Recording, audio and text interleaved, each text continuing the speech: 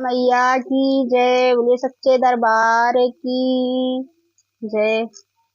एक देवी माता का बहुत ही प्यारा सा पचरा गीत लेके आई हूँ आप लोग को। कैसा लगेगा? प्यारा प्यारा कमेंट करके बताना। चैनल नया है तो सब्सक्राइब करना, वीडियो को लाइक करना, शेयर करना और फुल वॉच करके देखिएगा। अपना प्यार दुलार आशीर्वाद ऐसे ही देते रहिएगा और प्यारा प्यारा कमेंट करके बताइए कि पचरा गीत कैसा लगा।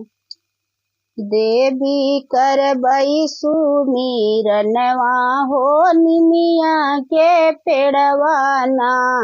मैया करबई सुमिरनवा हो निमिया के पेड़वा ना। मैया करबई हम पूजनिया हो निमिया के डरिया ना।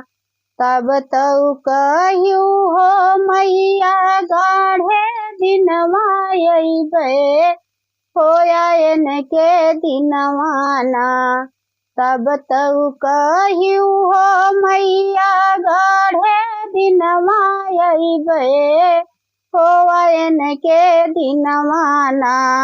लिहलू मैहर में बा शेरवा हो आयन के दिनवाना। लिहलू मैहर में ब शेरवा हो आयन दिनवाना। मैया करबई हम पूजनवा हो निमिया के पेड़वाना। मैया करबई हम पूजनवा हो निमिया के पेड़वाना। तब तऊ कहिऊ हो मैया गाढ़े दिनवा अइबई होयन दिनवाना। तब तऊ कहिऊ हो मैया गाढ़े दिनवा अइबई होयन दिनवाना। बैठू विंध्याचल पहाड़वा होयन दिनवाना। लिहलू मिर्जापुर बसेरवा होयन दिनवाना। मैया करबई सुमिरनवा हो निमिया के पेड़वाना। मैया करबई पूजनिया हो निमिया के पेड़वाना। तब तऊ कहू हो मैया गाढ़े दिनवा अइबे होयन दिनवाना। तब तऊ कहू हो मैया गाढ़े दिनवा अइबई होयन के दिनवाना। लिहलू काड़े में बसेरवा होयन दिनवाना। लिहलू काड़े में बसेरवा होयन दिनवाना। देवी करबई सुमिरनवा हो निमिया के पेड़वाना। मैया करबई पूजनिया हो निमिया के पेड़वाना।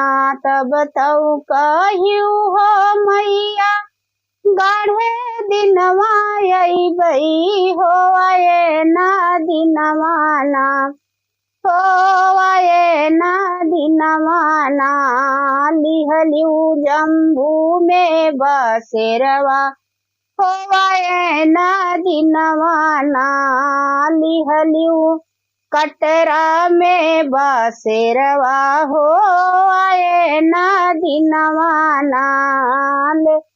मैया करब सुमिरनवा हो निमिया के पेड़वाना। देवी करबई पूजनिया हो निमिया के पेड़वाना। तब तऊ कहू हो मैया गाढ़े दिनवा अइबई होयन दिनवाना।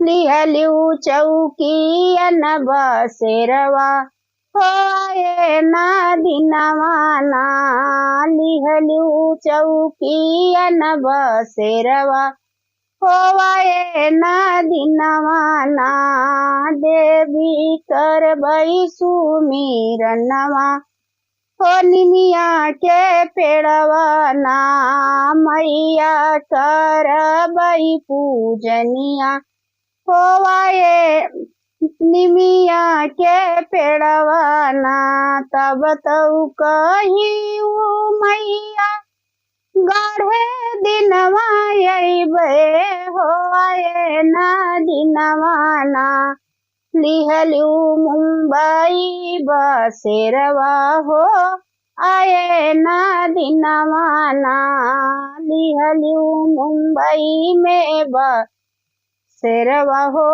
आए ना दिनवा ना मैया करबई सुमिरनवा हो निमिया के पेड़वा ना देवी करबई पूजनिया हो निमिया के पेड़वा ना।